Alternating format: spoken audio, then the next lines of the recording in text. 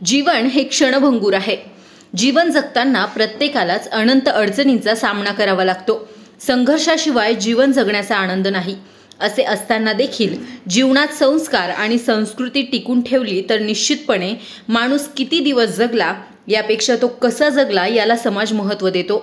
त्यामुळे जीवन जगताना देखील स्वतःबरोबरच समाजाचं हित लक्षात ठेवून जीवन जगण्याची गरज आहे, असे प्रतिपादन माजी सभापती काशीनाथ पाटील लवांडे यांनी केले आहे।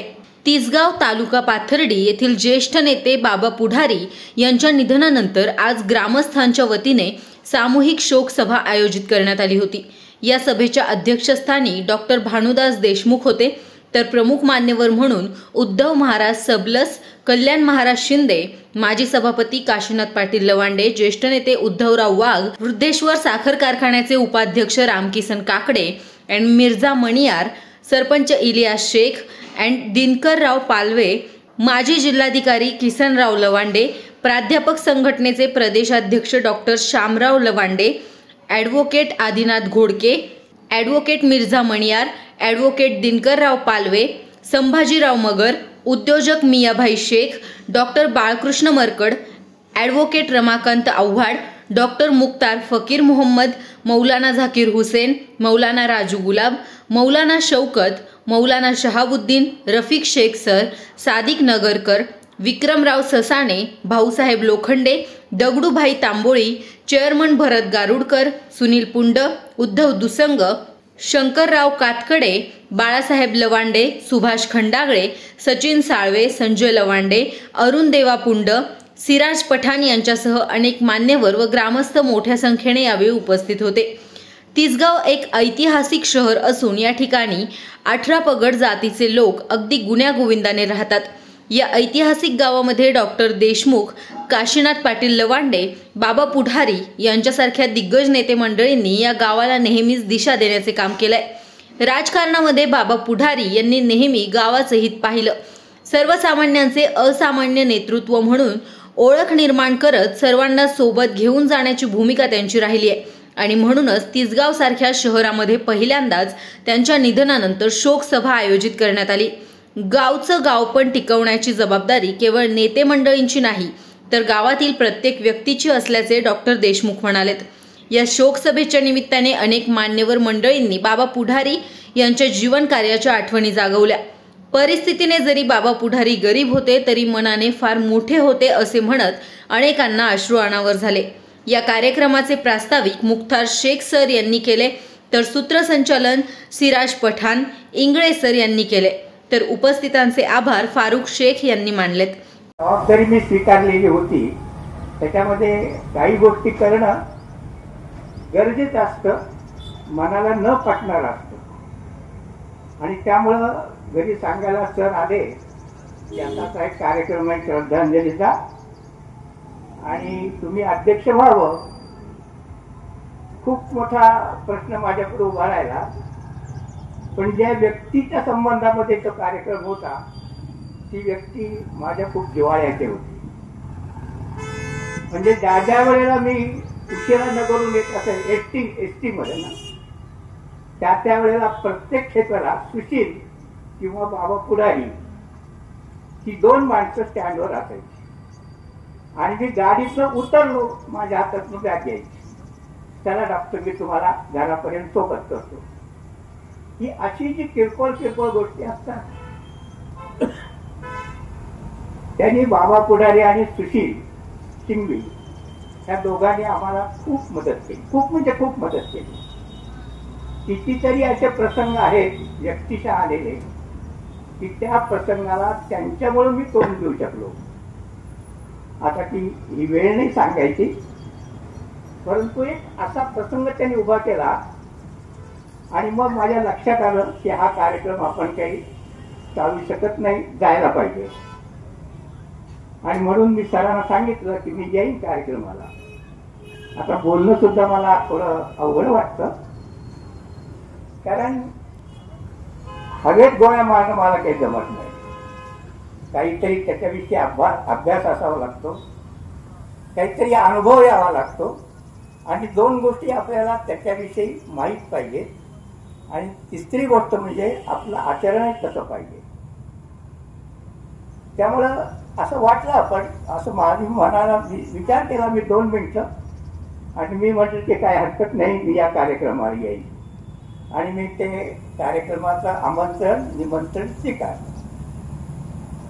खरं सांगायचं म्हणजे आम्ही खूप श्रोत्यांनी बाबाविषयी आपल्या आठवणीनं उजाळा दिला, आठवणी सांगितल्या. ही गोष्ट खरी आहे. आणि अजूनही खूप लोक असे आहेत की त्यांना काही गोष्टी सांगायच्या आहेत, परंतु आता शरीर धर्म आहे, सगळ्यांना भूका लागले असतील, आणि त्यामुळं कार्यक्रम थोडा आटोपता घ्यावा लागला. आणि साहजिक आहे, याच्यात काही विशेष काही नाही. आता बाबाविषयी काय सांगावं करतो. मला वाटतं त्यांच्या नावामध्ये जर शब्द जर पाहिलं तर इस्माईल शब्द आहे, त्याच्यातला जर ई काढून टाकला ना स्माईल शब्द होतो. म्हणजे बाबांचं जीवन नेहमी हास्यमय अशा प्रकारचं असायचं. त्याच्या वेळेस कार्यक्रमाचा योग यायचा, नेमके श्रोते म्हणून बाबा नेहमी असायचे. मला वाटतं बाबांनी आता बऱ्याचशा वक्ते त्यांच्या लवंडे सरांनी बरेचशे मोठ्या माणसांची उदाहरणं सांगितली.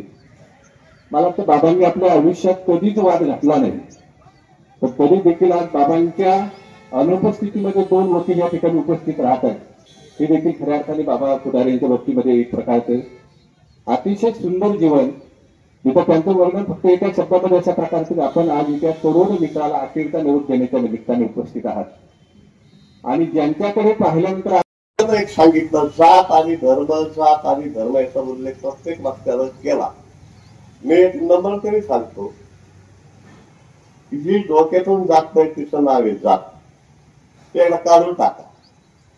या व्यासपीठावर बसणारी जी माणसं आहेत ना, ती कोणा एका जातीचे नाही. ज्याचा कार्यक्रम आहे तो मुस्लिम, त्या कार्यक्रमाचा अध्यक्ष ब्राह्मण, आणि श्रद्धांजली आपल्या हरिभक्त पहिल्यांदा कार्यक्रमाची रचनाच कशी झाली, ही किती मोठी देणगी बाबापूर आपल्या सगळ्यांना मिळाली. हा एक थोडासा अभ्यासाचा काय. व्यक्तिमत्व साधं होतं. बाबापूर एक साधं व्यक्तिमत्व होतं. फार मोठं व्यक्तिमत्व होतं असं मी मानत नाही, परंतु आज असं वाटतं की ते अति महत्वाचं आणि मोठं व्यक्तिमत्व होतं, त्याची किंमत आपल्याला कळाली. आणि कार्यक्रमाच्या निमित्तानं वास्तविक मनुष्य किती दिवस जगला याला महत्व नसतं, तो वागला कसं याला महत्व असतं. आणि जी चांगली विचाराची माणसं असतात, लोकांच्या अडीअडचणी दूर करतात, लोकांना ज्याचा उपयोग आहे, अशी माणसं जास्त दिवस जगत नाहीत. आणि जे लोकांना त्रास देतात अशी माणसं लवकर मरत नाही. आजारी जरी पडला का लोक म्हणतात बरी पिढा जाईल, पण ते नीट होतो आणि पुन्हा तकलीफ देतो. म्हणून धन्य आम्ही जन्मा आलो, दास विठोबाचे झालो. अशा या पौष महिना मकर संक्रांतीचा हा सण म्हणजे सगळ्यांनी एकमेकांनी आपसातले मतभेद विसरायचे. कोणत्या जातीचा धर्माचा असो याच्यात काही संबंध नाही. याता याती धर्म नाही विष्णूला असा, निर्णय आयसा वेदशास्त्र. आमचे चोखोबा कोणत्या काही जातीचे असाल. आपण तिसगाव आणि परिसरातील सर्व लोक या ठिकाणी उपस्थित होते. अंत्यविधीच्या दिवशी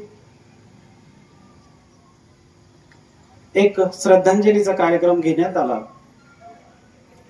बरीचशी त्यांच्यावर प्रेम करणारी माणसं या ठिकाणी उपस्थित होती.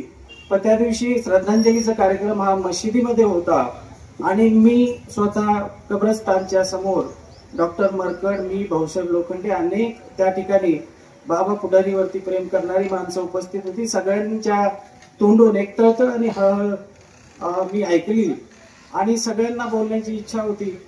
परंतु श्रद्धांजलीचा कार्यक्रम उशीर झाल्या कारणाने त्या ठिकाणी आटोपता घेण्यात आला आणि त्याच्या 75 साली डेअरी काढली, दूध डेअरी सोसायटी.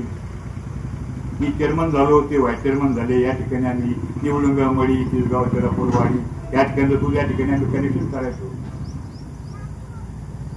परंतु नंतर त्यांनी ती डेअरी सोडून दिली आणि मला त्याच्यात फारसं काही भविष्यात असं काही डेअरीवाले एवढे मोठे होतील असं वाटलं नाही. त्यामुळे ती डेअरी आम्ही सोडून दिली आणि 78 सालच्या राजकारणामध्ये ते गावकऱ्यांनी आग्रह केला थोडीशी पार्श्वभूमी नव्या लोकांना सांगितली म्हणजे बरी असते. त्यांचं वार्ड तुळजापूर आणि गुरुवारपेठ राहायचं आणि आमचं वार्ड हे कोठात राहायचं.